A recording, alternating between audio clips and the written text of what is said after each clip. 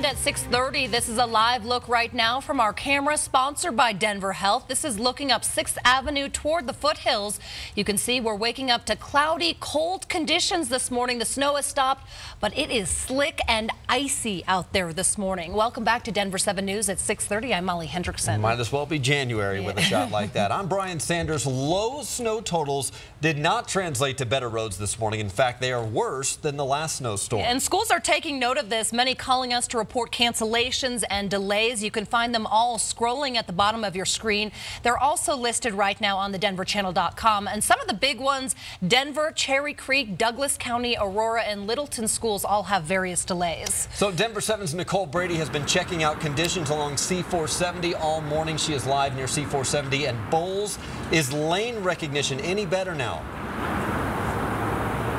It's gotten better, Brian and Molly, definitely. The plows have been out, and so both C470 east and westbound this morning got better. It's beautiful, of course. The snow has made for a pretty scene this morning, but not on the roads. You are still going to find those snowy, icy conditions. CDOT just sent an alert out to us traffic reporters today, urging drivers to go slow and be very careful on those on-ramps and overpasses. I can show you what we encountered on I-25 this morning. Southbound I-25, that pass on to 470, that overpass, we saw a slide out there, and that driver almost lost it, fortunately recovered, and the cars behind him, including us, slowed down, and so we all got back on our safe drive. And then we headed west on C470 and saw that the plows again have hit the roads. They've made driving a little better, but until the sun comes up and it gets warmer out, we are still seeing just a lot of ice on the roads because it is cold this morning.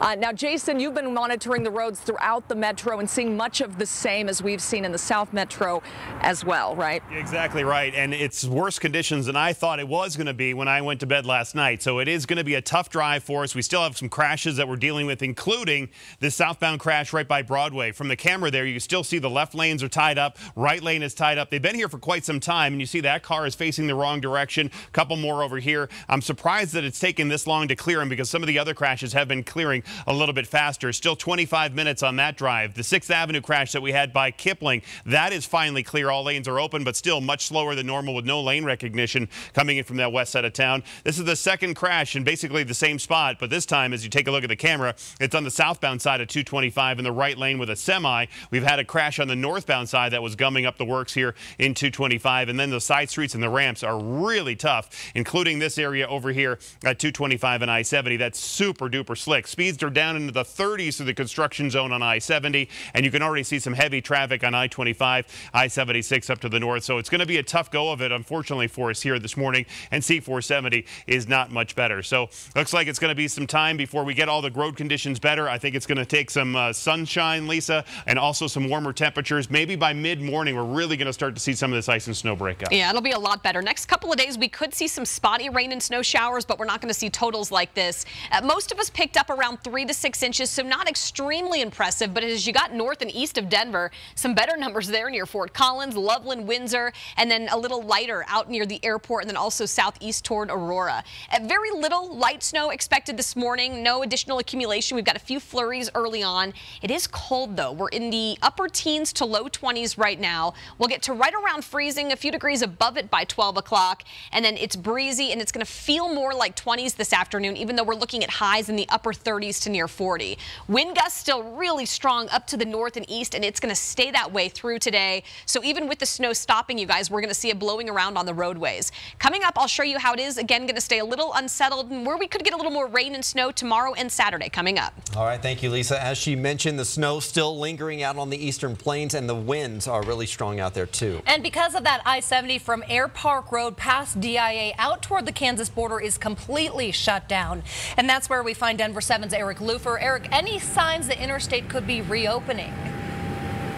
Well, I can see a break in the clouds, so hopefully that's a sign of things to come, that this road will open sooner than later. But you can see the line of trucks here. This is actually on the westbound lanes of I-70. We're assuming they're going to turn around, get back onto eastbound I-70 once the road reopens. But you can see visibility is just fine. The snow has stopped, and like I said, we're seeing a break in the clouds right now. But here is the blockade, the closure right here at Air Park.